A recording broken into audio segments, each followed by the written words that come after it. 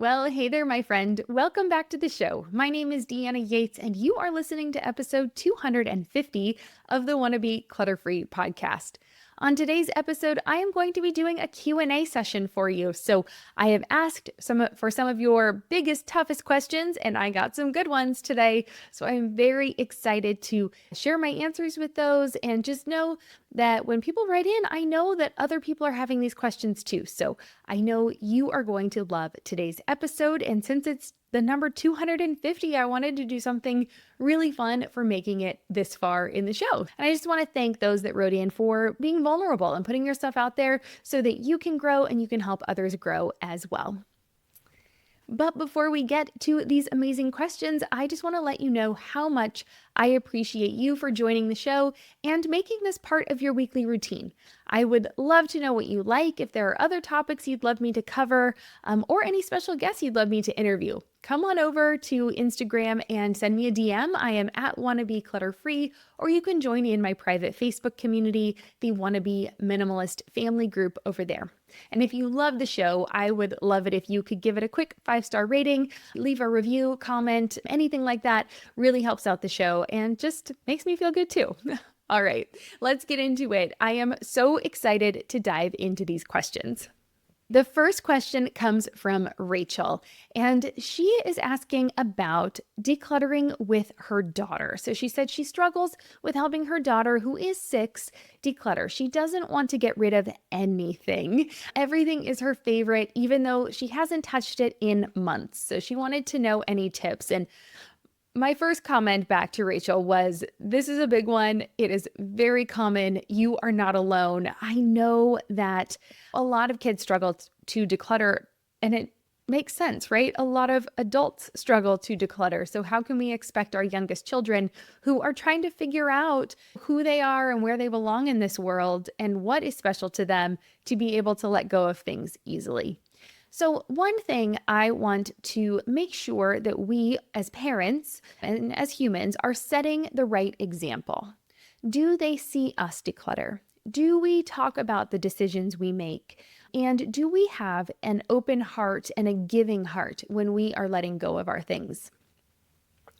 Children mirror what they see, right? And so if they see us, I'm going to use the word hoarding, but just in kind of that sense of collecting things and holding on to them and keeping them and struggling to let go of things ourselves, well, it's going to be harder for them. And I'm assuming that is not Rachel, because she was asking, it didn't sound like that was what she was struggling with, but I just want to make sure that everybody listening to this, if they are struggling with their children decluttering, we've got to look at ourselves first and just make sure that we are setting that example, that our children see us doing it, that we can talk about it in a more joyful vocabulary versus one that is down in the doldrums and, oh, I can't believe I got to do this. Oh, I've got to go clean. Oh, I've got to declutter. Oh, this is really annoying or frustrating or tiring.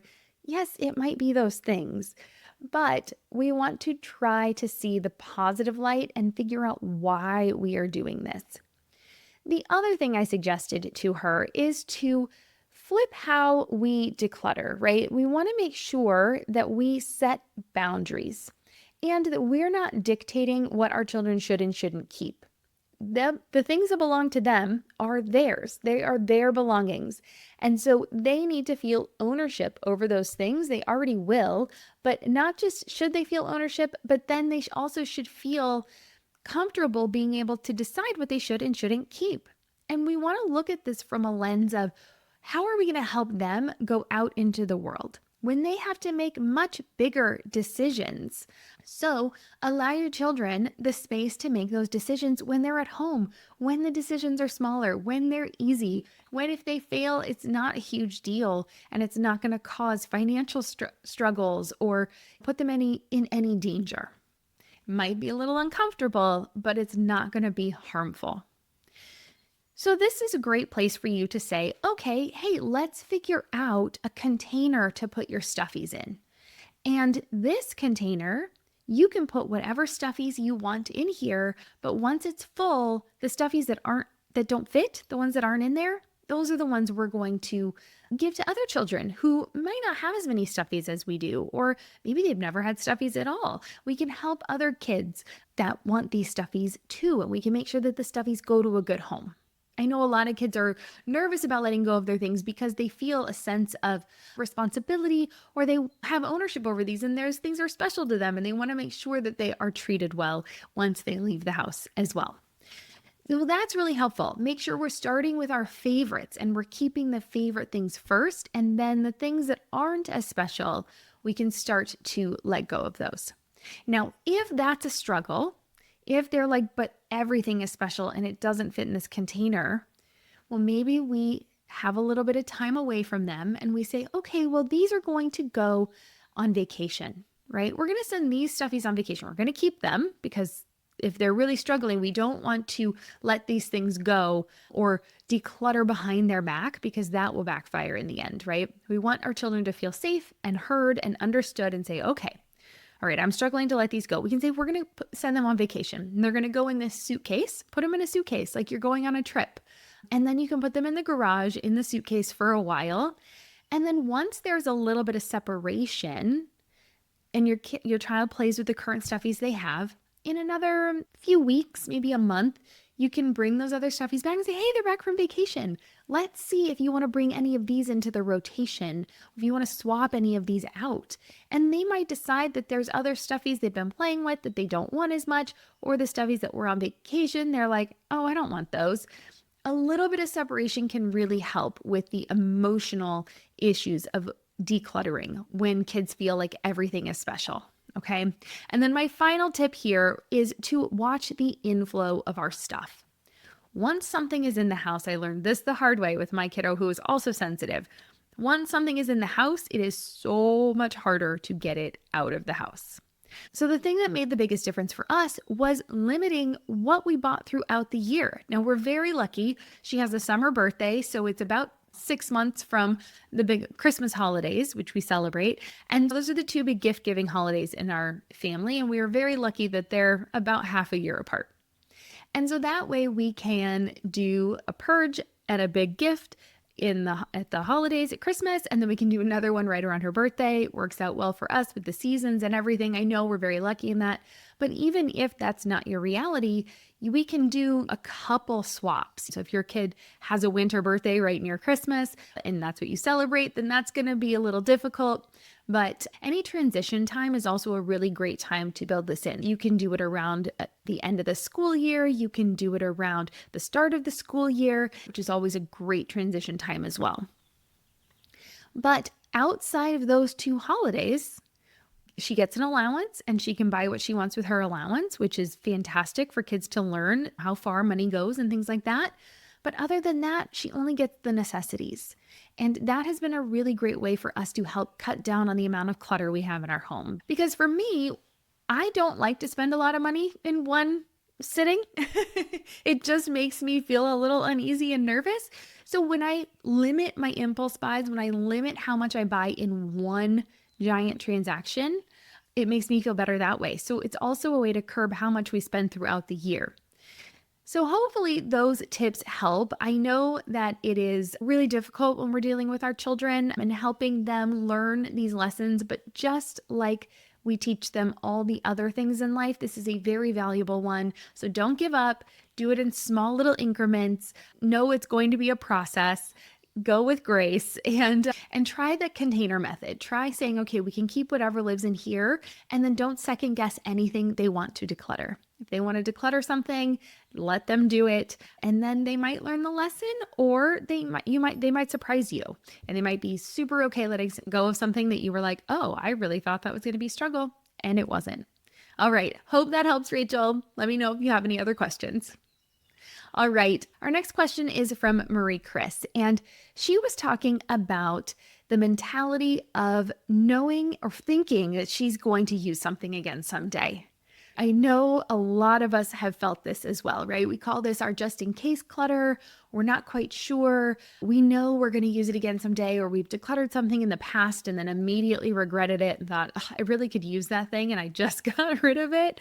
I know we have done that. I've done that in the past. I think it's just a learning curve that It's going to happen. And then she also said she has a hard time letting go of containers, right? So she has a lot of like containers and bins and things, and she struggles to throw those out because she thinks they're going to be useful.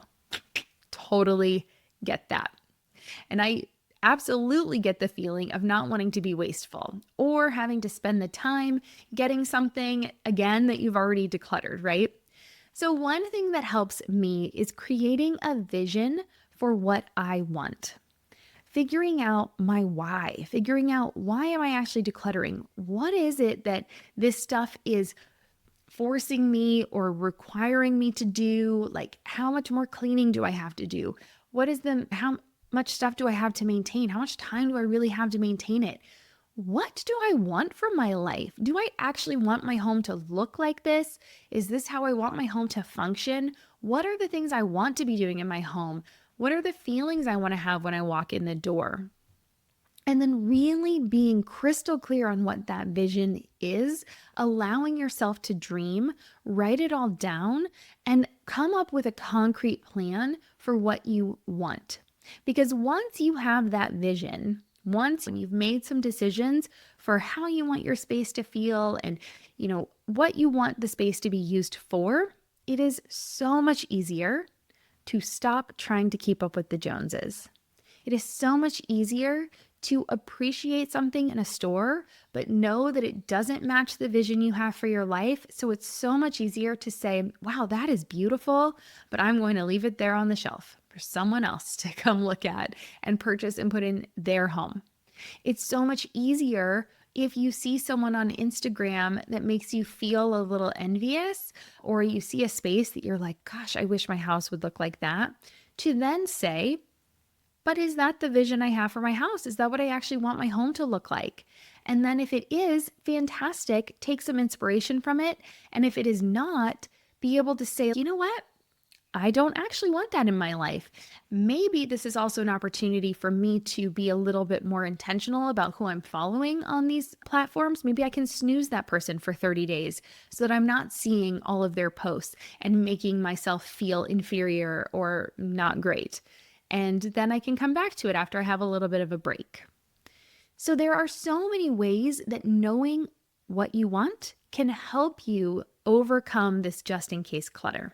Because now when you're going through your things and you're looking at it and you're like, of course I could use that empty egg carton to start the seeds for the garden this spring and use it for that.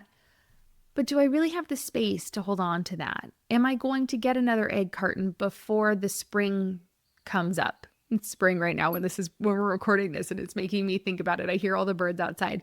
That was the first thing that came to my mind.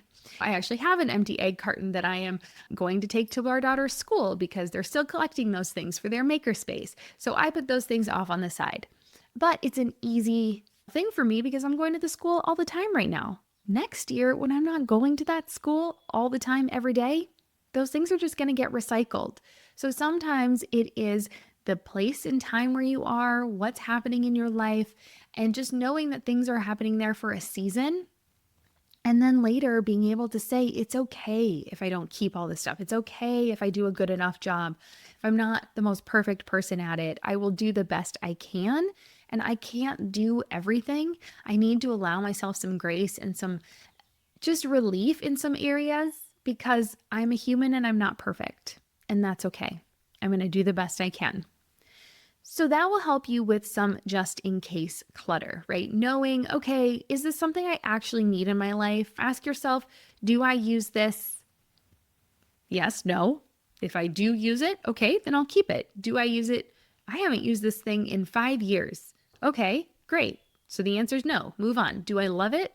Well, clearly not. It's been sitting in a box in my garage for 5 years. Okay, move on. Is it beautiful? Is it something I want to keep in my life? No. Okay, I'm going to donate that thing. Might I tomorrow or next week or next month, let's say it was a doohickey, a shovel, right? Maybe it was a garden shovel.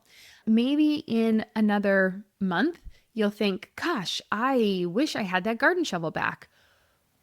Do you think you would have remembered you had that garden shovel had you not opened that box, or would you likely have gone out to buy another one anyway? Or have you already bought another one and it's sitting in your garden shed?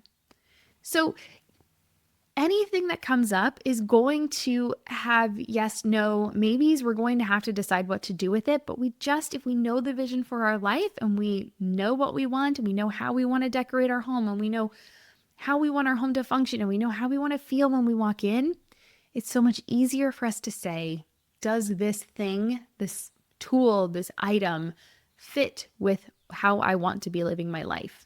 And if it doesn't, let's go ahead and let it go to free ourselves up, to make space for that life we want to be living. Because the longer we hold on to these things, the tighter we clutch to them, the less freedom we allow ourselves to be living in abundance, right? That has us living in scarcity because we're afraid that we're never going to have that stuff come back into our life, or we're not going to have the stuff when we need it. And I have found the opposite to be true, that the things that I need happen to be there when I need them. I can either buy them, or I find them, or ask my neighbor for them, or I borrow them from the library, or I rent them. There are so many opportunities for things to come into our lives and be there when we need them. And it's also a great opportunity to ask the people in your lives if they have something that you can borrow. It gives you a point of reference and community. And I think we need more community in our lives right now than ever. So if we have a chance to ask our neighbors, hey, we borrowed a miter saw from our neighbors the other day. We borrowed a nail gun from our neighbors the other day. We've borrowed ladders and shovels and plates and all sorts of stuff. And so it's so nice to be able to have that community around you and ask them first. Ask your local Buy Nothing group on Facebook if you can borrow something. So it's okay to let go of some stuff and just have a moment. It's okay. It's going to be okay. I know it's scary, but it's going to be okay. And then I want to come back to the containers, right? I think a lot of us have these containers, and if we're trying to get organized, we don't want to throw out the containers because we're like, but we're going to use them because I'm going to clear out that drawer, then I'm going to use the container. So one, I would challenge you, just like we had the container for the children's stuffies, I want you to have a container for your containers. So if you have so many containers that you can't fit them, then it's time to call the containers to the ones you're actually going to use and the ones you actually love. So keep your favorites, keep the real sturdy ones. If you have anything that's falling apart or broken, please go ahead and let those go. You also can use all sorts of things for containers instead of these fancy plastic ones, right? You can cut up cardboard boxes. I have used countless cereal boxes, just boxes from all sorts of stuff, Amazon boxes. We get cardboard boxes in our lives all the time. So you can start there and then upgrade if you find later that you want better bins or different things. So that is a great way to start as well. And then also, if you're like, but I really want to use these containers, then let's use them. I challenge you this week to start in one drawer, clear it out, put the containers in there, put your stuff back in an organized fashion, and work methodically in one area in your home and start to make progress. Okay? I'm going to challenge you to do something. Do it. Start using those containers. Okay, let's take a quick break. And when we come back, I've got lots more questions.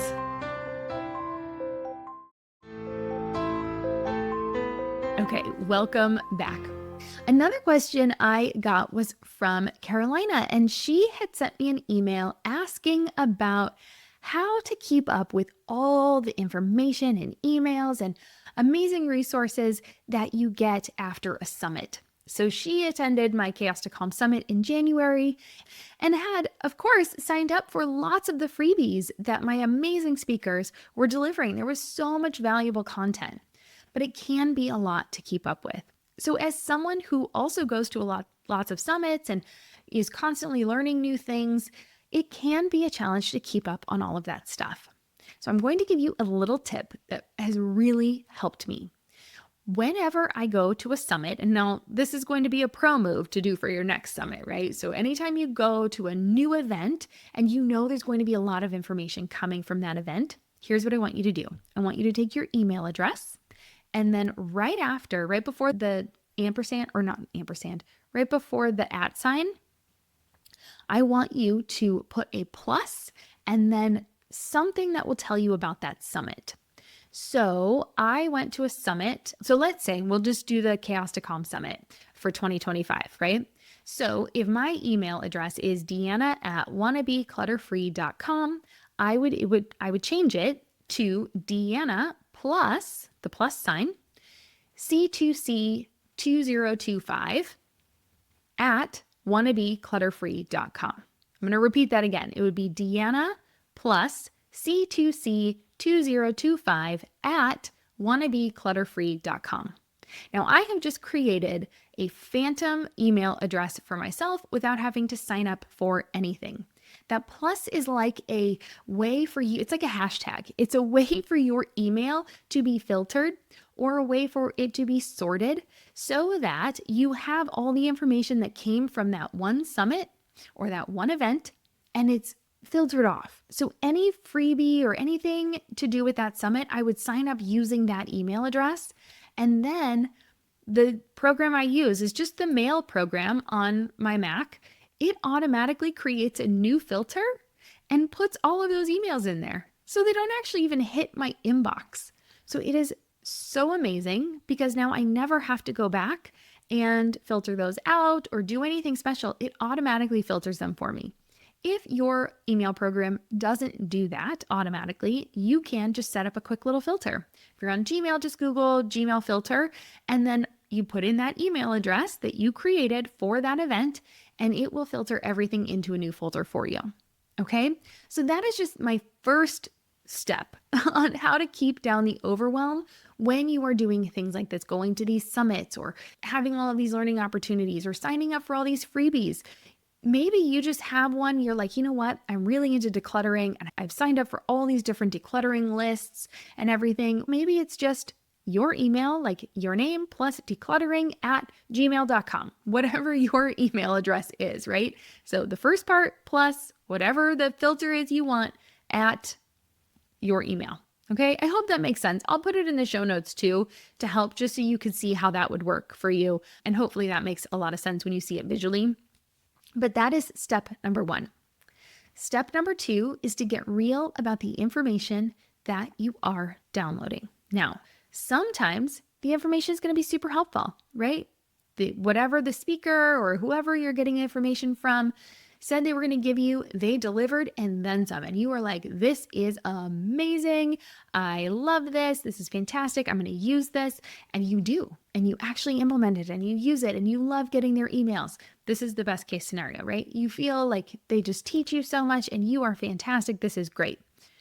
Wonderful. You can filter that person back up into your main email and choose to opt in and make it more important. Or let's say you download the freebie, it's good, but you know what? The rest of the stuff, it's okay. I don't think I need any more. Fine, unsubscribe.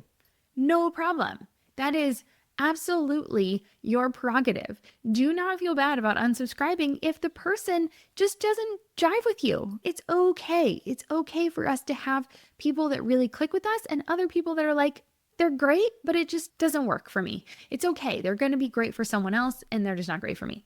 Fine, no problem. Unsubscribe. Those are basically your options. You can keep getting the information, you can use it, or you can unsubscribe. No big deal. Either way, it's going to really help cut down on the noise in your inbox. Now, let's say you didn't do that and you didn't set up the filter, right? Because now you're hearing this after you've already done the summit. And you're like, well, that would be great for my next one. What do I do now with all the stuff I have?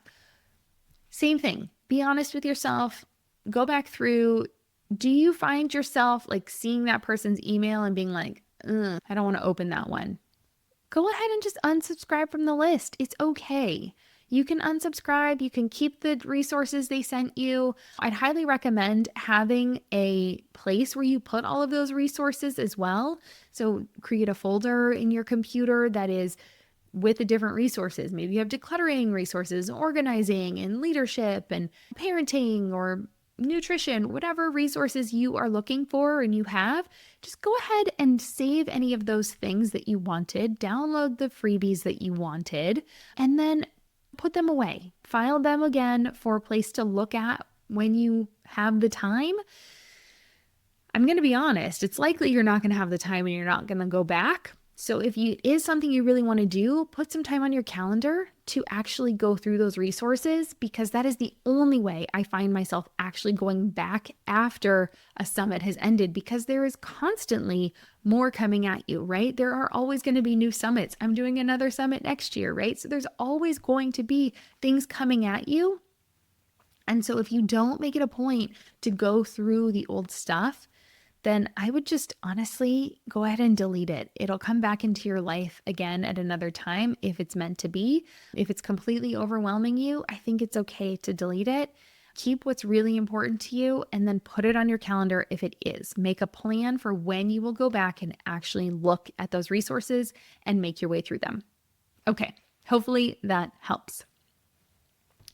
All right. And then I had a question from Chelsea. She was talking about she has a lot of different things in her life, and it's really a struggle for her to declutter. There are some things that she feels like need to go to a certain place, like old pill bottles that have medication that needs to be disposed of in a certain way. Or she said something about an antique table, basically an heirloom that came down, and she's struggling to sell it, but her husband doesn't want to just give it away because there's a big sentimental value there. Then just lots of things that are difficult to get rid of, difficult to donate, and Goodwill might not take some of these things. And sometimes when people just say, bag it up and take it to Goodwill, while they have well-meaning intentions, not everything is that easy to get rid of. I know this one is a struggle.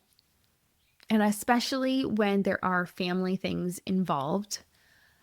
So my first question would be to see if your husband would be okay with gifting that item to someone else in the family, and then reaching out either on Facebook to family members or through the grapevine to cousins and aunts, uncles, maybe nieces, nephews, people that are getting their first place. That might be a great way to share these family heirlooms, but not have to hold on to them yourself. So that has helped us in the past when we have family things within our family, going to maybe different people, going to cousins, going to nieces and nephews, passing them on to a different generation when they actually need things, because maybe they're starting their life, right? And they're a little bit younger than you, and they might need some things in their home to furnish their first home. So I would start there. If you're struggling to sell something and your husband doesn't want to part with it because it has sentimental value, start with family members and see if you can find someone there. And if that doesn't work, see if there's a way you can repurpose something. Behind me, I'm going to see if I can show you, if you're watching this on YouTube. Behind me, we're having some flooring issues, so don't mind that part. But this is it was an old chest from my husband's grandparents. And I always wanted to turn it into a coffee table, but had a rounded top on it, so it didn't work. And I struggled with what to do with it for a long time. Finally, we turned it on its side. And for, I think it was Father's Day or a birthday one year, I actually converted it into a record cabinet. So we got a record player, and my husband had some vinyl records, and we didn't have a way to play them. So we got the record player and I put that together. And it's been really nice to have this lovely heirloom and hand-me-down piece to repurpose it into some way we would actually use it. So is there a way you can repurpose the table into something else? Might be a little difficult with a table, but there's always ways to get creative. So I would check Pinterest, Google, ask ChatGPT for some ideas on how to repurpose this table. And maybe that could give you some ideas for ways you would use it in a different way. Maybe a cutting board. I don't know. It was the first thing that just popped in my head. Maybe there's a way you can turn it into something that would actually be useful for you in a different way, or like a cool tray or something. So maybe that is something you can look into. All right. And then the other thing you said about it's not so easy just to bag it up and take it to Goodwill. Other than things that are going to be detrimental to the landfill, like those medications or batteries, I would actually just try to allow yourself the grace that if you are overwhelmed and it is just too much, I know this might be a little against what everyone thinks I'm going to say. It is okay to not be perfect. I don't know. I think most of you are aware that I will not tell you to ever try to be perfect, because it's just an unreasonable standard to set for ourselves. I want us to do the best we can. And if trying to figure out how to donate and be great stewards of the environment is harming your mental health and your capacity to show up to be the best person, partner, and parent you want to be, it is okay to put something in the garbage that week. It is absolutely okay. I'm not going to judge you. I hope nobody else is going to judge you for it, because sometimes we just have to do what we got to do to get through this week. It's okay. It is okay. There are people out there, there are companies out there that do way more polluting than you or I ever will with the few things that we have in our homes. If you need to, this week, to free up your mental capacity, just chuck something in the garbage, because Goodwill won't take it. It's scratched. No one's going to buy it. It's already used up its life. Then that is garbage, and it is okay to throw it away. Okay? Give yourself that permission to throw something away if no one else wants it. Okay? All right. So hopefully, I know that was a little tough love for you. If you can find someone to take it, fantastic. If you want to, for the first step, before you throw it in the garbage, put it on the curb with a free sign. See if anybody else will come by and pick it up. That might work as well.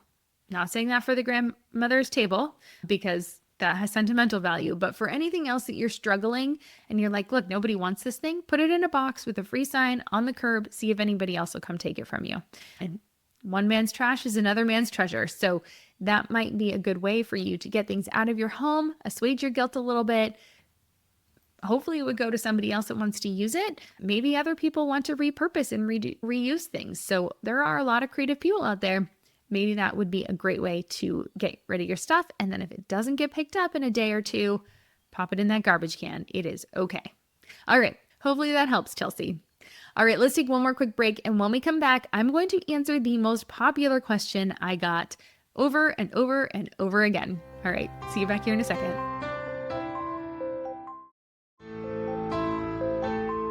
All right.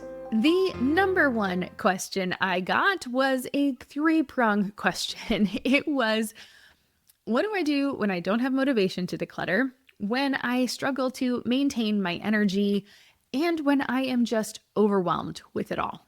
So I think those three things are very similar, and so I thought I would tackle them all here in the final question for this episode.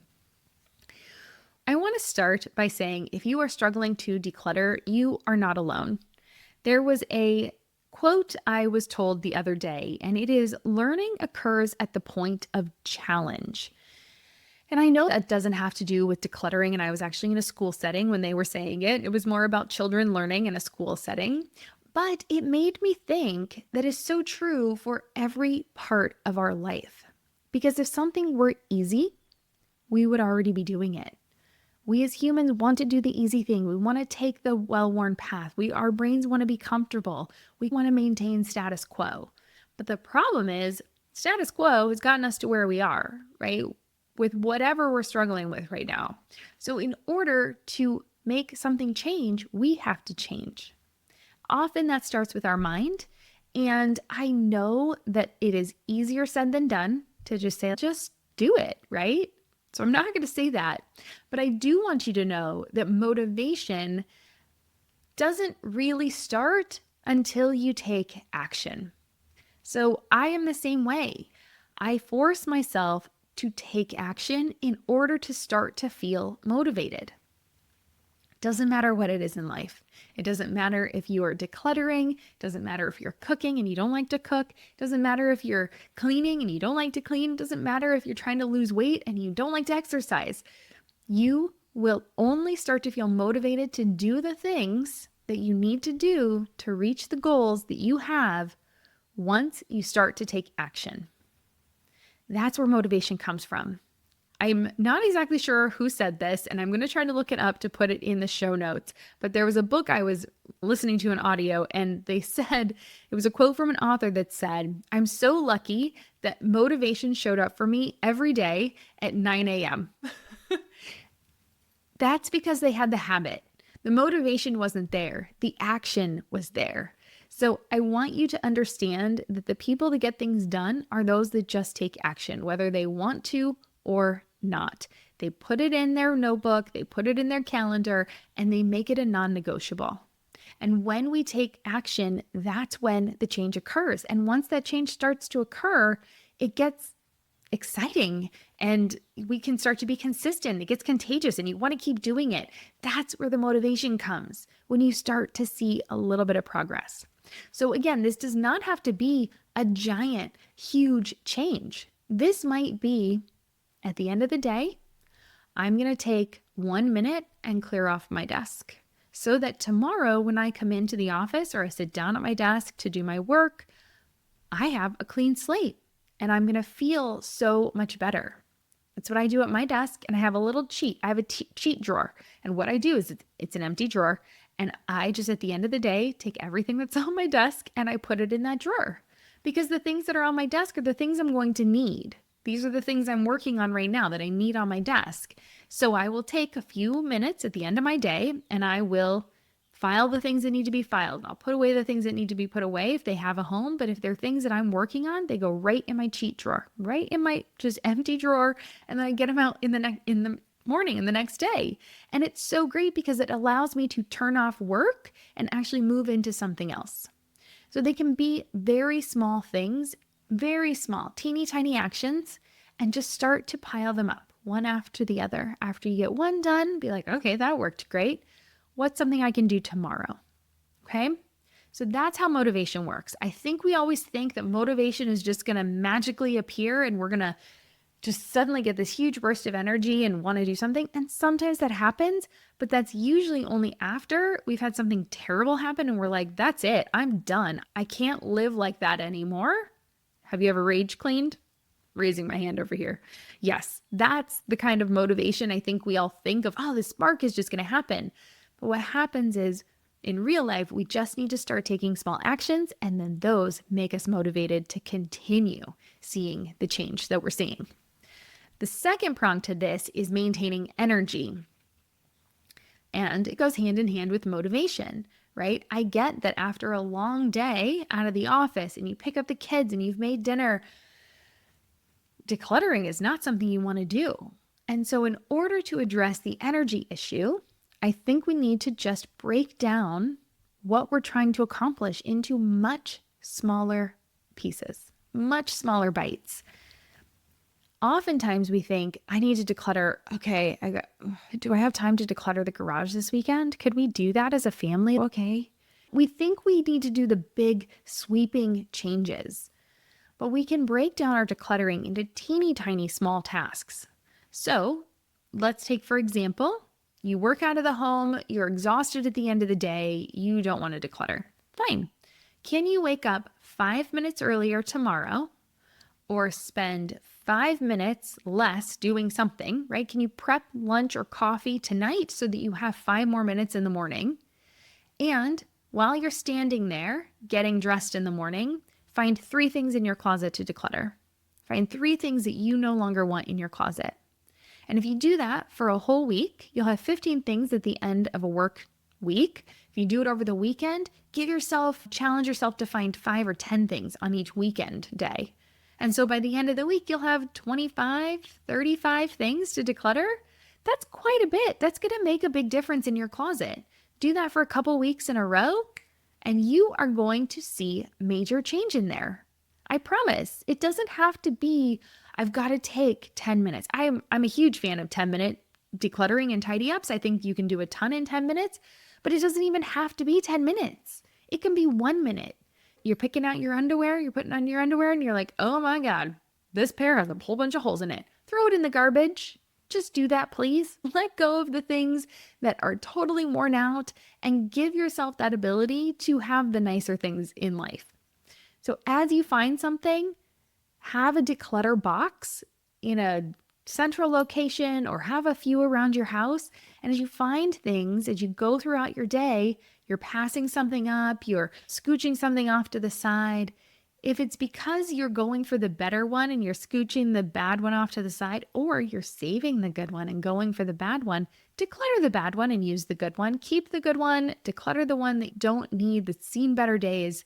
Those little tiny actions will add up and they don't take much extra energy. Okay? So that is how I would recommend you maintain energy, you maintain some motivation, you start to see some progress. It doesn't have to be big. Break it down to teeny tiny steps. But if you do the teeny tiny steps, over time, you will start to see a lot of progress. And then the last part of this question is overcoming the overwhelm of stuff. And this just comes with going back to the very first point I made and managing our inflow. If you have too much stuff in your home, you need to have an honest conversation with yourself and say, all right, I'm going to stop bringing stuff in for a certain amount of time. I'm going to just try it. I'm going to challenge myself to not buy any clothes this month if I have plenty of clothes in my closet. I'm going to challenge myself to not buy any houseware because I know we have plenty of decor in the home. Maybe I will shop my home first to see if there's anything I want to move around or anything I want to declutter. So instead of choosing to go shopping, let's take that time to shop our home and declutter it as we go. Okay? So I really want to challenge you to say, okay, enough is enough. I have enough stuff.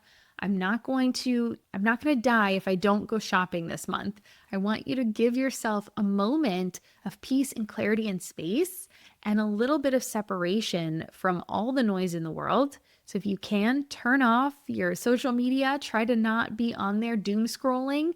Take that time that you would normally sit there and just veg out on Instagram or on TikTok and go through a drawer instead. Doesn't have to be a lot. But if we can stop with the inputs and start getting things out, it's going to feel amazing. It's going to help with that energy. It's going to help with the motivation. It's going to help calm that overwhelm. And these are the things that are really going to help sustain us. I know the first time is really hard. It's really hard to put our phones down. It's really hard to break these bad habits, but just start small. Just say, okay, I'm going to try for 5 minutes and see how that feels. And by the end of the 5 minutes, you might be surprised that you want to keep going, or you might be like, that was really hard. Okay, I'm done with that. I'm going to go back and just veg on my phone for a little bit. That's fine. But also, please try for at least a month to not buy anything you don't absolutely need. Of course, we need food and things like that. So keep buying the things you need to consume in order to survive. But try to really limit any additional wants, things that you're just buying because it's cute, or you were bored, or you were sad, or you were celebrating, or anything like that. Try to keep those things to consumables instead of physical things for a solid month and see how you feel at the end of it. All right, those are the top questions that I got this time around. I hope it was helpful for you. I absolutely love getting to do these Q&A episodes. They're always so fun to see what is your biggest struggles and things that I can help with. It just lights me up to be able to help you in any way that I can. So thank you so much to all of you who submitted questions, and I would love to keep hearing them. I will do another one of these at probably 275 and another one at 300. So keep sending your questions, and they're great ways for me to know what to talk about in these episodes as well. So I'd love to hear your thoughts. If you have anything to add, if I missed anything, if you have anything else to share with our listeners, please come on over to Instagram and join in the conversation there, or you can come onto Facebook as well. Instagram, Wannabe Clutter Free. The private Facebook group is the Wannabe Minimalist Family Group. And then you can always leave a review on Apple Podcasts, a comment on this episode on Spotify, or a comment on YouTube as well. And then make sure you're leaving a rating if you liked the show. That really helps me out and makes me feel good. All right. And then share it with a friend. If they have struggles with decluttering, or they have questions on this whole decluttering, organizing, trying to get clutter-free kind of a thing, well, send them my way. I'm happy to answer their questions. All right, remember you can get show notes. I'm going to try to find those few resources for those quotes and things and put those in the show notes. And plus, you'll be able to see the example for the email address there on how to get that automatically filtered out with these phantom email addresses that are fantastic when you are signing up for different lists and things like that. All right, and that's going to be over at wannabeclutterfree.com/250. Again, wannabeclutterfree.com/250. All right. And as always, thank you for joining me today and making this podcast part of your weekly routine. Next week, I will be talking with Stephanie O'Day about slow living. I absolutely loved this conversation. She has some amazing acronyms for you on how to embrace living in a little bit of a slower manner and what that actually means. So if you've ever been curious, or if you are just tired and you want to calm all of the noise in your life, please check it out and join us next week. So go ahead and subscribe so you don't miss it. All right, with that, I hope you have an amazing day. Until next time, take care, keep things simple, break them down into tiny, small tasks, and know that we've all been there. It's okay. Go ahead and give yourself some grace. Let go of those things that are no longer serving you, and it's going to be okay, mama. I know you can do it. All right. I'm Deanna Yates, and you've been listening to Wannabe Clutter Free. I'll see you next week. Cheers.